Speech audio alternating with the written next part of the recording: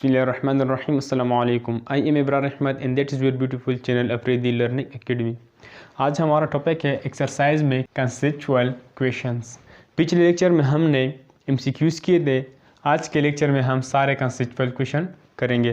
तो चलो अपनी टॉपिक की तरफ आते हैं। हमारे पास सबसे पहला जो कंसेप्चुअल क्वेश्चन है वो है for an answer to be complete the units need to be specified why. यानी अगर आपने एक आंसर लिखना है फिज़िक्स में, उसके लिए जो यूनिट होंगे वो स्पेसिफाइड यूनिट होने चाहिए। तो यहाँ पे कहते हैं कि क्यों स्पेसिफाइड यूनिट होने चाहिए। तो इसका आंसर ये है कि विदाउट यूनिट हमारे पास जो भी वैल्यू होगा, without unit any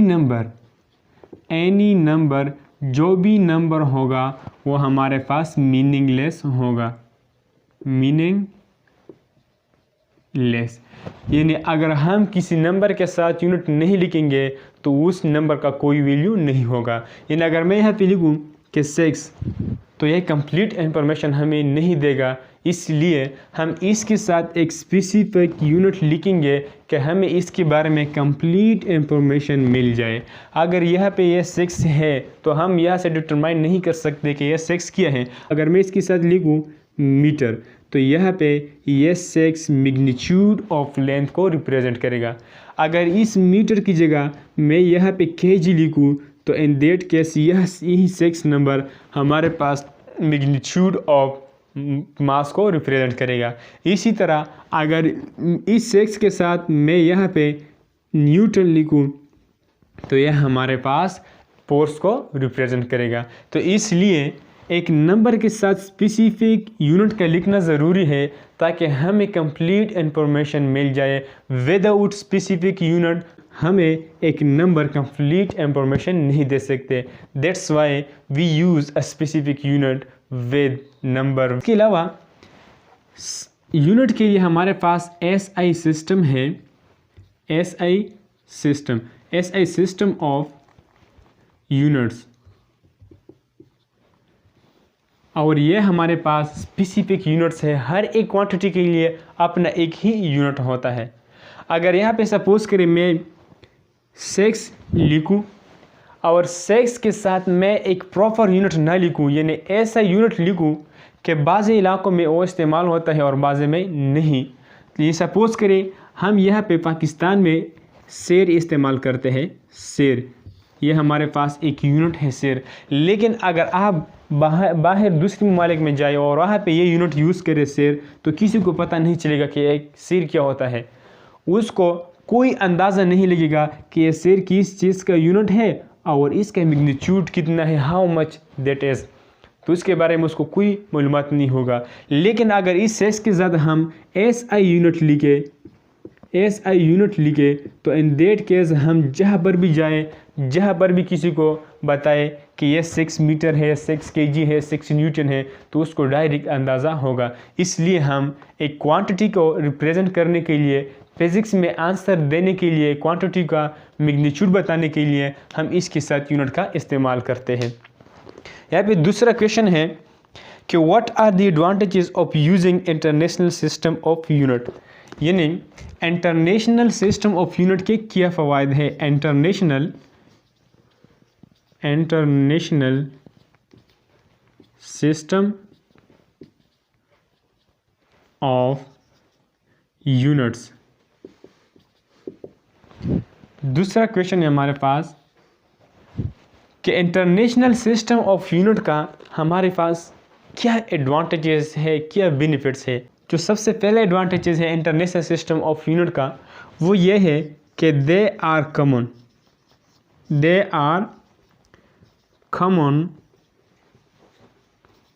all over the world. यानी SI जो यूनिट्स हैं हमारे पास ये पूरे दुनिया में इस्तेमाल होते हैं, इसलिए ये हमारे पास एक एडवांटेज है SI यूनिट्स का। They are common all over the world, तमाम दुनिया में इस्तेमाल होते हैं आप जहाँ पर भी जाए आपको यही यूनिट्स मिलेंगे, जहाँ पर भी जाए आप यही यूनिट्स इस्तेमाल करें, आपको कोई कंफ्यूजन नहीं होगी। दूसरा है हमारे पास के एडवांटेजेस में, दे avoid confusion by using SI units we are avoided by confusion। हम confusion से बच सकते हैं अगर हम SI सिस्टम का इस्तेमाल करें। किस तरह? यहाँ पे मैंने यूनिट लिखा है सेर। सेर यहाँ पे पाकिस्तान में बाज़ इलाकों में इस्तेमाल होता है, लेकिन हर इलाके में, हर कंट्री में ये सेर इस्तेमाल नहीं होता है। बाज़ ऐसे लोग हैं, ऐसे कंट्रीज़ हैं कि अगर इसको आप सेर के बारे में बताएं तो उसको कुछ मालूमात नहीं होता है कि सेर क्या है। इसलिए यहाँ पे ये कंफ्यूजन रहेगा। अगर हम SI सिस्टम के अलावा ऐसी यूनिट्स इस्तेमाल करें जो दूसरे लोग वो नहीं जानते, तो हम जब भी डीलिंग करते हैं तो हमें कंफ्यूजन होगी, हम डायरेक्टली डीलिंग नहीं कर सकेंगे। अगर हम SI यूनिट यूज़ करेंगे तो हम इस कंफ्यूजन से बच सकते हैं। तो इसलिए ये SI यूनिट का इस्तेमाल जो है ये हमें कंफ्यूजन से बचाते हैं। इसके अलावा अगर हमारे पास लार्ज क्वांटिटी हो या स्मॉल क्वांटिटी हो, लार्ज और स्मॉल क्वांटिटीज़ अगर हमारे पास हो और हम इसको यूनिट में रिप्रेजेंट करते हैं तो हम यूनिट से पहले प्रीफिक्स का इस्तेमाल करते हैं, प्रीफिक्स का। यानी लार्ज या स्मॉल वैल्यू का लिखना थोड़ा मुश्किल होता है या इस पर टाइम ज़्यादा लगेगा, तो हम लार्ज या स्मॉल क्वांटिटीज़ को जब भी रिप्रेजेंट करते हैं यूज़ की यूनिट के साथ हम प्रीफिक्स लगाते हैं, जिसके ज़रिए हमें इंफॉर्मेशन होती है और हम इसको कम्प्लीटली समझ सकते हैं। अगर यहाँ पे मैं लिखूँ 5 मीटर, ये 5 मीटर हमारे पास एक वैल्यू है, एग्जैक्ट वैल्यू है, तो हमने इसको SI सिस्टम में लिख लिया। लेकिन अगर इस 5 की जगह यह भी हमारे पास होता है 0.00005, यानी ये हमारे पास मीटर, इतना वैल्यू आया। यह पे अगर देखा जाए ये बहुत स्मॉल वैल्यू है और इसको लिखना भी ज़्यादा टाइम लेगा, कंफ्यूजन होगा और गलती के चांसेस भी है कि हम इसमें गलती करें। लेकिन अगर इंस्टीड ऑफ दैट अगर मैं इसको इस तरह लिखूँ 1 2 3 4 5 6, अगर मैं इसको इस तरह लिखूँ कि 5 क्रॉस 10 की पावर -6 और इसके यहाँ पे आ जाएगा मीटर। अब हमें पता है कि क्रॉस 10 की पावर -6 हमारे पास माइक्रो के बराबर है, तो हम इसकी जगह माइक्रो लिखेंगे तो ये हमारे पास आएगा 5 माइक्रो मीटर। तो हमने प्रीफिक्स का इस्तेमाल करते हुए SI यूनिट के साथ एक स्मॉल नंबर को बहुत ही आसानी के साथ रिप्रेजेंट किया। That is the advantage of SI unit. इसके अलावा यहाँ पे है हमारे पास तीसरा, यहाँ पे चौथा जो इम्पोर्टेंस है, एडवांटेज है SI यूनिट्स का, वो ये है कि they are limited. They are limited यानी जितने भी SI यूनिट्स हैं ये लिमिटेड है। हर एक क्वांटिटी के लिए अपना एक ही यूनिट्स होता है, ख़ास स्पेसिफिक यूनिट होता है। तो इसलिए हमको एक ही यूनिट को फॉर ईच क्वांटिटी एक ही यूनिट को याद करना पड़ता है।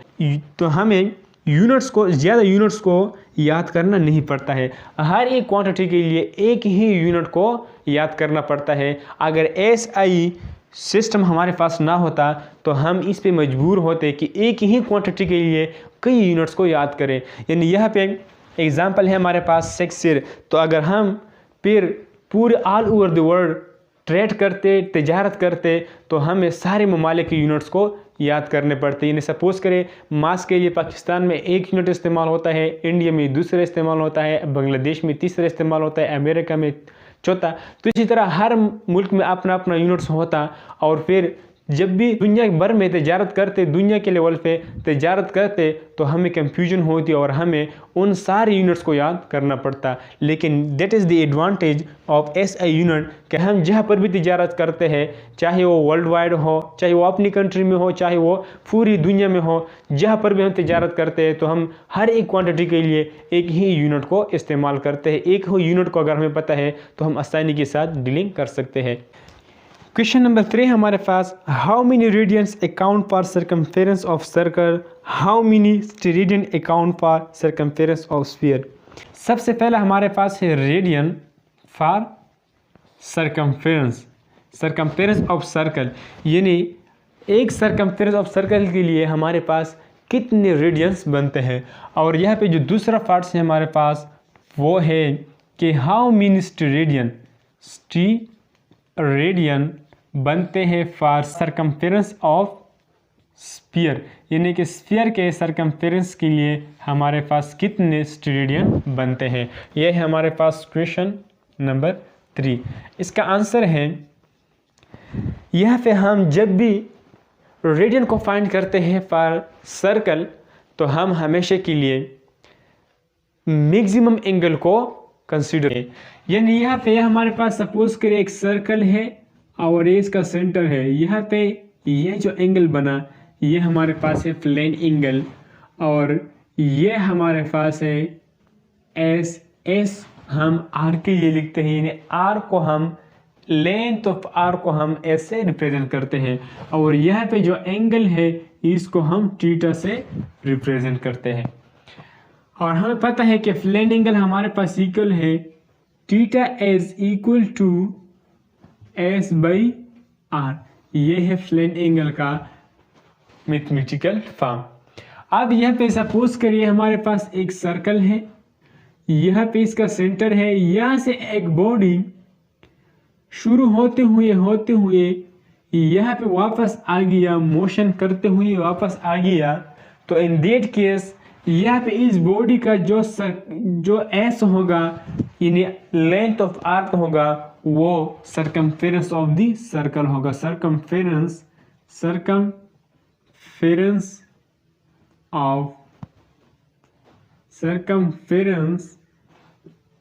ऑफ द सर्कल होगा, क्योंकि यहाँ पे बॉडी ने यहाँ से मोशन शुरू किया और ये सारा बाउंड्री कवर किया और इस बाउंड्री को हम सर्कमफेरेंस कहते हैं। तो हम यहाँ पे ये फार्मूला यूज करेंगे theta is equal to S by R. इस एस को हम सर्कमफेरेंस ऑफ द सर्कल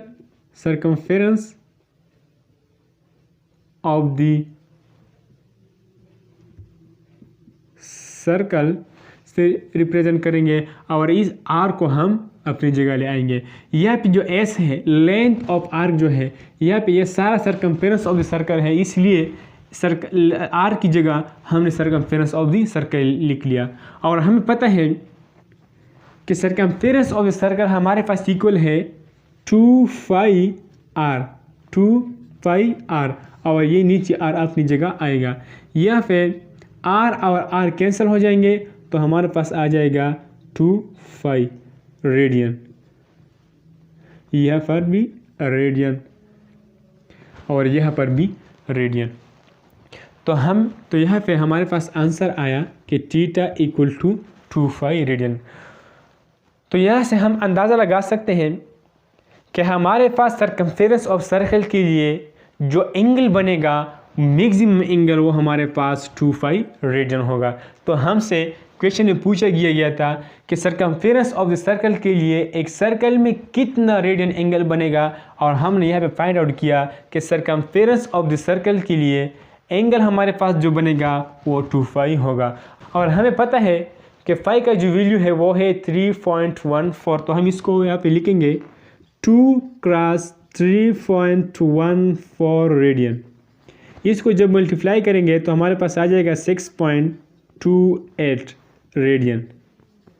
तो सर्कमफेरेंस ऑफ द सर्कल के लिए हमारे पास एंगल एंड रेडियन जो होगा वो 6.28 होगा। यह है फर्स्ट पार्ट का आंसर।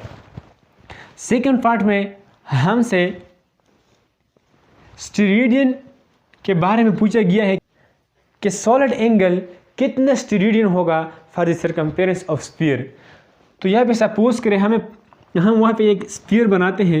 ये है, सपोज करिए हमारे पास है एक स्फीयर और यहाँ पे ये सेंटर है, ये रेडियस हो गया। यह से बॉडी स्टार्ट होते हुए वापस यह अपनी पोजीशन पे आ गया। तो इन दैट केस जो बॉडी है इसने इस स्फीयर का सारा एरिया कवर किया। हमें पता है कि जो सॉलिड एंगल है जिसको हम ओमेगा से रिप्रेजेंट करते हैं वो हमारे पास इक्वल है area, surface area of the sphere divided by R square.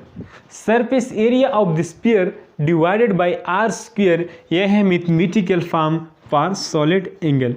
यहाँ पे हमें यह बताया गया है कि एक स्फीयर के होल सरकमफेरेंस के लिए कितना एंगल एंड स्टेरेडियन बनेगा। तो हम इसको फाइंड आउट करेंगे। तो यहाँ पे हम ए की जगह लिखेंगे 4 पाई आर स्क्वायर, क्योंकि सरफेस एरिया ऑफ जो स्फीयर है, surface area of the sphere हमारे पास इक्वल है, surface area of the sphere equal है 4 पाई आर स्क्वायर। ये है जिस तरह हमारे पास circumference of the circle 2 pi r के बराबर है, इसी तरह surface area of the sphere हमारे पास 4 पाई आर स्क्वायर के बराबर है। तो हम यहाँ पे ए की जगह 4 पाई आर स्क्वायर लिखेंगे। तो ये हमारे पास आएगा omega is equal to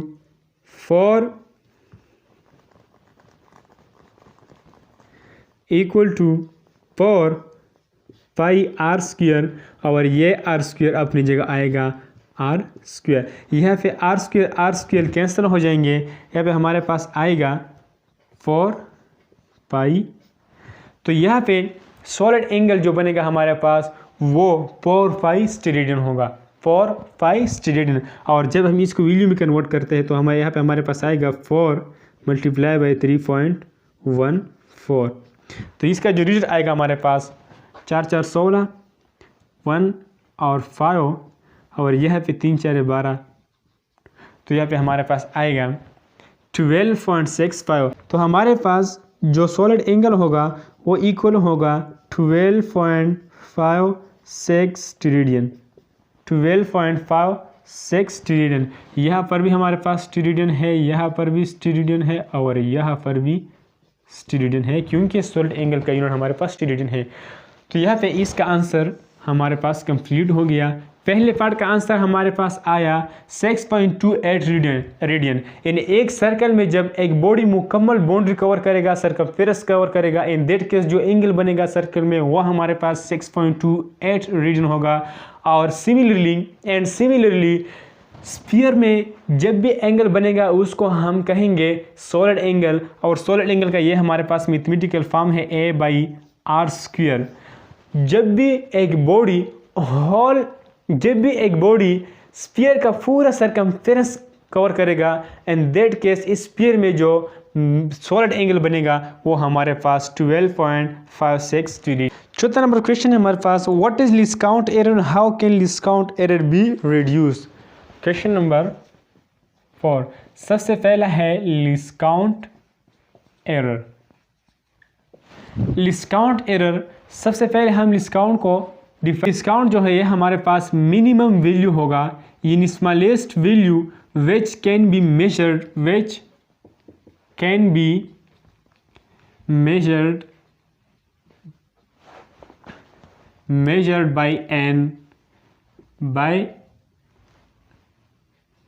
by an instrument,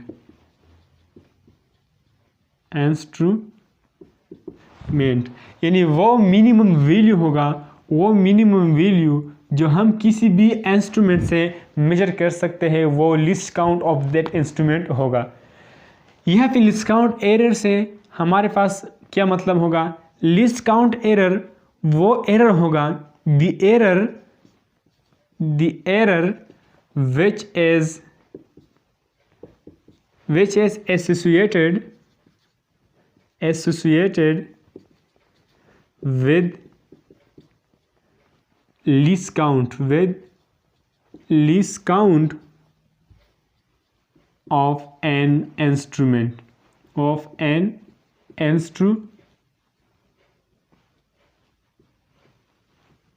यानी वो एरर जो एसोसिएटेड होगा एक इंस्ट्रूमेंट की डिस्काउंट के साथ। किस तरह? सपोज करिए हमारे पास है 1 मीटर रॉड है, ये हमारे पास 1 मीटर रॉड है, यहाँ पे हम रीडिंग है, यहाँ पे हमारे पास रीडिंग है, सपोज करिए है 1 सेंटीमीटर, यहाँ पे है 2 सेंटीमीटर और यहाँ पे है 3 सेंटीमीटर। इन सपोज कर यहाँ पे हम इस मार्कर का लेंथ फाइंड आउट करना चाहते हैं। यहाँ पे हमने मार्कर रख लिया और मार्कर का जो लेंथ था वो यहाँ से यहाँ तक आ गया, यहाँ से यहाँ तक आ गया। तो यहाँ पे हमारे पास 0 सेंटीमीटर है और यहाँ पे रीडिंग हमारे पास कोई रीडिंग नहीं है। और इस इंस्ट्रूमेंट का यानी मीटर रॉड का जो डिस्काउंट है वो हमारे पास है 1 सेंटीमीटर। 1 सेंटीमीटर इसका डिस्काउंट है।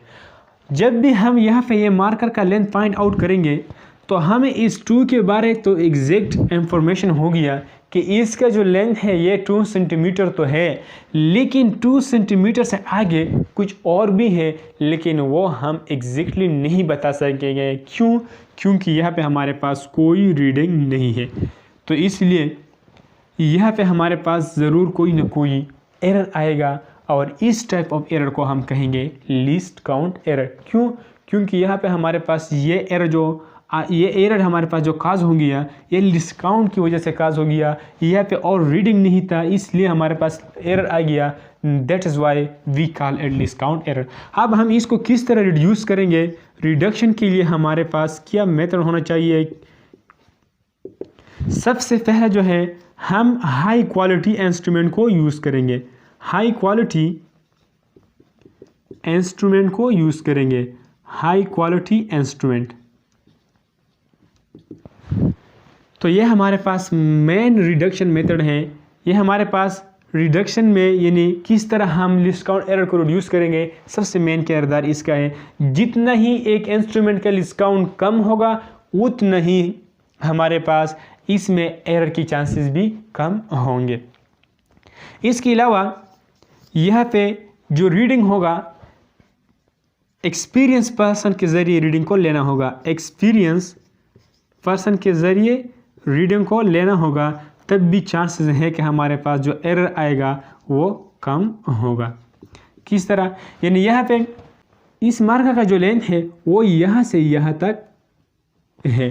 अब अगर एक शख्स इसको लिखता है कि ये हमारे पास 2 सेंटीमीटर है और दूसरा शख्स इसको लिखता है कि नहीं ये 2 सेंटीमीटर से ज़्यादा तो है, लेकिन अगर देखा जाए गालिबन ये दोनों के बीच में है, तो हम इसको लिखते हैं 2.5 सेंटीमीटर।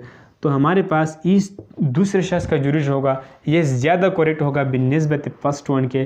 फर्स्ट वन ने 2 सेंटीमीटर लिख लिया, आगे इसलिए छोड़ा कि इसके पास कोई रीडिंग नहीं थे। दूसरे शख्स ने वही मेजरमेंट ले लिया, लेकिन उसने उसके साथ 0.5 भी लगाया। अगर से रीडिंग नहीं थे, लेकिन उन्होंने वो एक्सपीरियंस पर्सन था, अपने दिमाग का इस्तेमाल किया, इसलिए उसका जो रिजल्ट था वो भी हमारे पास मोर एक्यूरेट था as compare to the first one. उसमें लीस्ट काउंट एरर के चांसेस कम थे।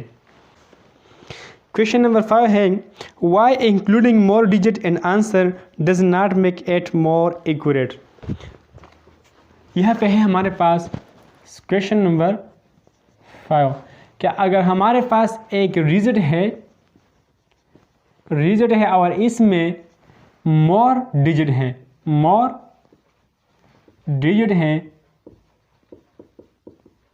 तो ये हमारे पास ये मोर डिजिट क्यों इस रिजल्ट को मोर एक्यूरेट नहीं बनाते हैं? तो हमने ये लेक्चर में भी डिस्कस किया था जब हम वहाँ पे प्रिसीजन और एक्यूरेसीज को पढ़ रहे थे।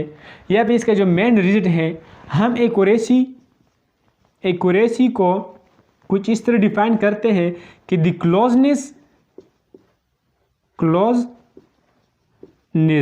Between actual value and measured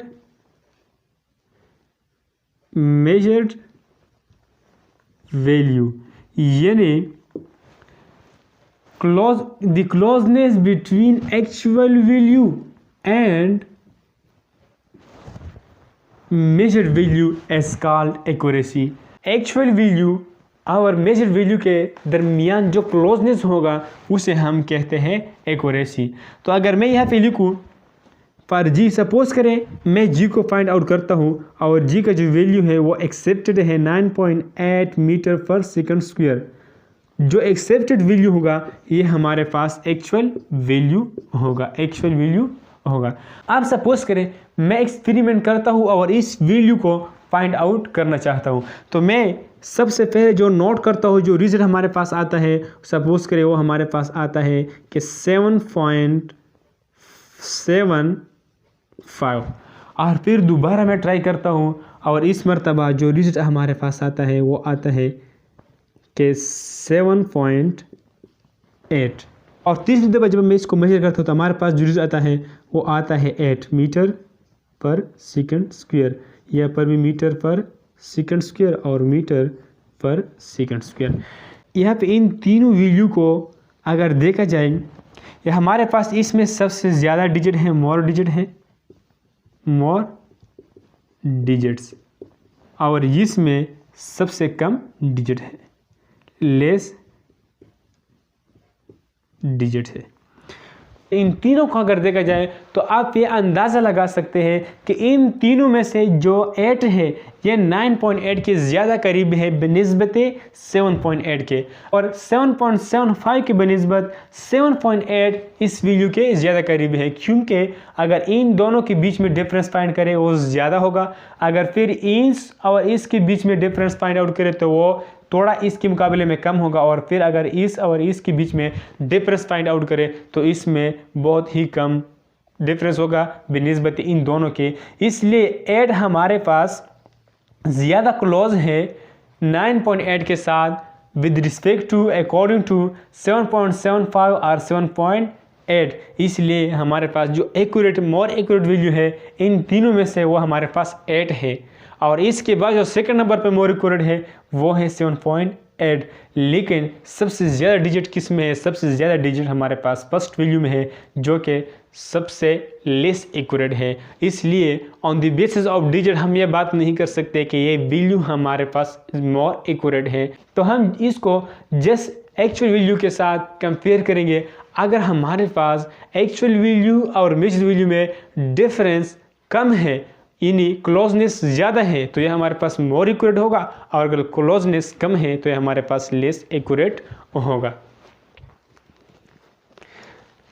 यहाँ पे 6 नंबर क्वेश्चन है, what determines the precision of measurement. यह भी हम पढ़ चुके हैं कि प्रिसीजन के लिए प्रिसीजन वो क्या चीज़ है जो हमें बताता है कि इस रिजल्ट में कितना प्रिसीजन है। तो यह भी हम पढ़ चुके हैं, हमारे पास था, वहाँ पे हमने लिखा था last place of significant figure, last placed of significant figure.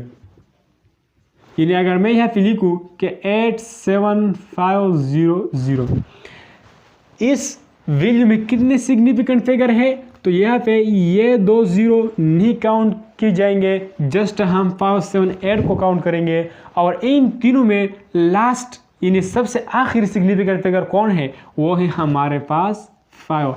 यानी इस वैल्यू में जो सबसे लास्ट प्लेस पे है, जो सिग्निफिकेंट फिगर है वो है 5।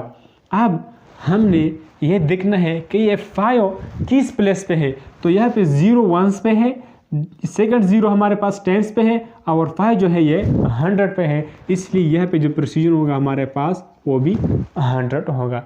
अगर यहाँ पे मैं लिखूँ कि 70000, यहाँ पे प्रिसीजन क्या है? तो यहाँ पे लास्ट सिग्निफिकेंट फिगर हमारे पास 7 है, ये फर्स्ट भी है और लास्ट भी है 0, क्योंकि हम सिग्निफिकेंट फिगर के लिए काउंट नहीं करते हैं।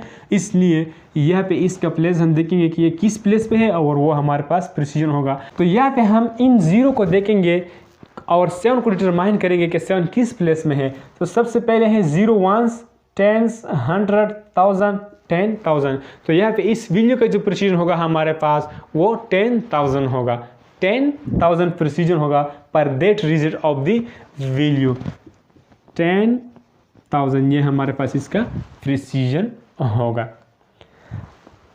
नेक्स्ट क्वेश्चन है हमारे पास 7 number, if two quantity have different dimension is it possible to multiply और डिवाइड, कैन वी ऐड और सब्ट्रैक्ट। यानी अगर दो क्वांटिटी है उनका डायमेंशन हमारे पास ये था, हमारे पास क्वेश्चन नंबर 6 और यह पे क्वेश्चन नंबर 7 है हमारे पास कि अगर दो क्वांटिटीज़ का डायमेंशन डिफरेंट है, क्या उन दोनों क्वांटिटी को हम सब्ट्रैक्ट या डिवाइड या इन दोनों को हम मल्टीप्लाई डिवाइड कर सकते हैं।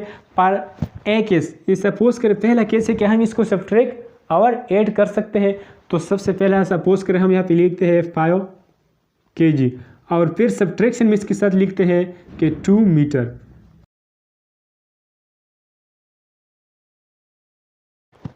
तो आप पर बी केस हम फाइंड करेंगे।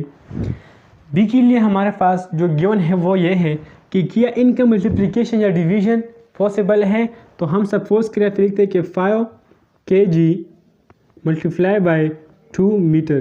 तो यह पे जो रिजल्ट आएगा हमारे पास वो आएगा 10 kg मीटर।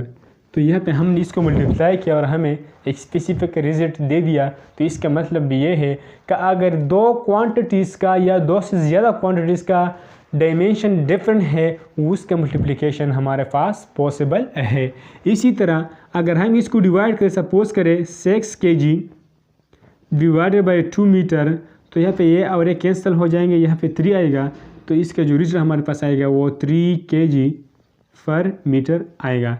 तो यहाँ पे हमने डिवीजन भी किया और डिवीजन जब हमने किया तो हमारे पास एक स्पेसिफिक आंसर आया, रिजल्ट आया। इसलिए ये हमें ये शो करता है कि अगर दो या दो से ज़्यादा क्वांटिटी का डायमेंशन डिफरेंट है तो इसमें डिवीजन पॉसिबल है, डिवीजन भी पॉसिबल है, मल्टीप्लिकेशन भी पॉसिबल है, जबकि हमारे पास एडिशन और सब्ट्रैक्शन हमारे पास कभी भी पॉसिबल नहीं है अगर दो क्वांटिटीज़ का डायमेंशन डिफरेंट है। क्वेश्चन नंबर 8 है हमारे पास, the human pulse and the swing of pendulum are possible time units, why they are not often used. Question नंबर 8 है हमारे पास कि ह्यूमन पल्स ये हमारे पास और इसके साथ साथ जो दूसरा है वो है स्विंग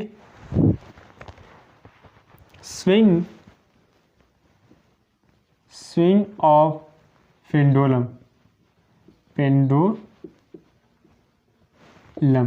यहाँ पे क्वेश्चन है हमारे पास कि ह्यूमन पल्स और स्विंग ऑफ पेंडुलम अगर हम एज अ टाइम यूनिट इस्तेमाल कर सकते हैं तो हम इसको अक्सर क्यों नहीं इस्तेमाल करते, इसकी जगह हम सेकंड इस्तेमाल करते हैं, इन दोनों को हम क्यों इस्तेमाल नहीं करते। तो इसका आंसर ये है, सबसे पहला जो पल्स है इसका मतलब है हमारे पास हार्ट रेट यानी जो पंपिंग ऑफ हार्ट होता है, ये हमें पता है कि तकरीबन मिनट में ये 78 बार पंपिंग करता है। तो इसलिए हम इसको एज अ टाइम के स्टैंडर्ड के तौर पर इस्तेमाल कर सकते हैं। लेकिन हम क्यों इस्तेमाल नहीं करते, इसलिए सबसे पहला रीज़न ये है कि ये हर एक पर्सन के लिए अलग अलग होता है, डिफरेंट होता है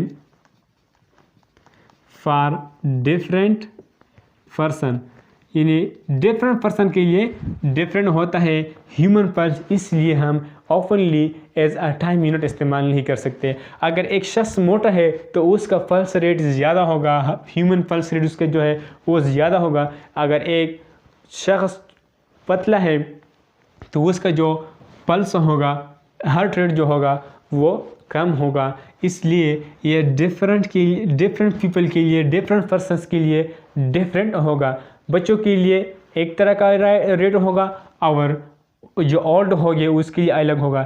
जो ओल्ड पीपल हो गए उसका अक्सर हार्ट रेट ज़्यादा होता है और जो कम उम्र के लोग होते हैं यानी बच्चे होते हैं उसका जो हार्ट रेट है वो हमारे पास थोड़ा लो होते हैं। इसलिए ये डिफरेंट वैल्यू है, ये हार्ट रेट का डिफरेंट वैल्यू है पर डिफरेंट पर्सन, इसलिए हम इसको अक्सर इस्तेमाल नहीं कर सकते। इसके अलावा स्विंग ऑफ पेंडुलम, इसको भी हम as a unit for time इस्तेमाल कर सकते हैं, लेकिन हम इसको क्यों इस्तेमाल नहीं करते, उसका सबसे पहला वजह है ये स्विंग ऑफ पेंडुलम। यानी सपोज करिए हमारे पास एक पेंडुलम है और ये इसका बॉब है। अगर हम यहाँ पे इसको ले आते हैं और फिर यहाँ पे छोड़ते हैं तो ये यहाँ पे ले आएगा।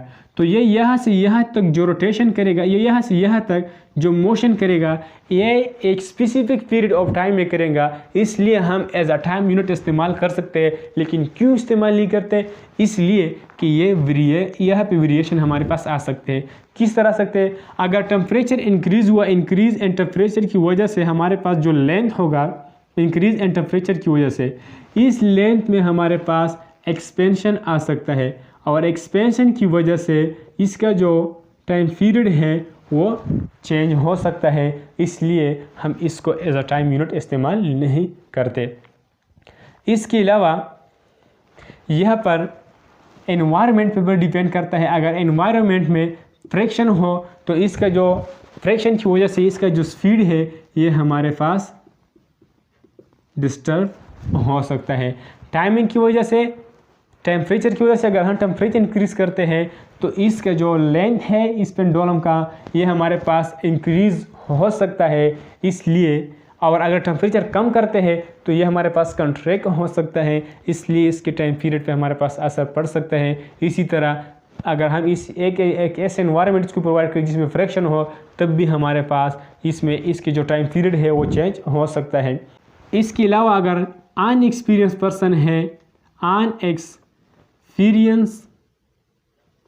पर्सन है, तो वो यहाँ पर मिस्टेक कर सकता है, इसको प्रॉपरली इस्तेमाल नहीं कर सकेगा। इसलिए हम एज अ टाइम यूनिट, हम इसलिए स्विंग ऑफ पेंडुलम को एज अ टाइम यूनिट इस्तेमाल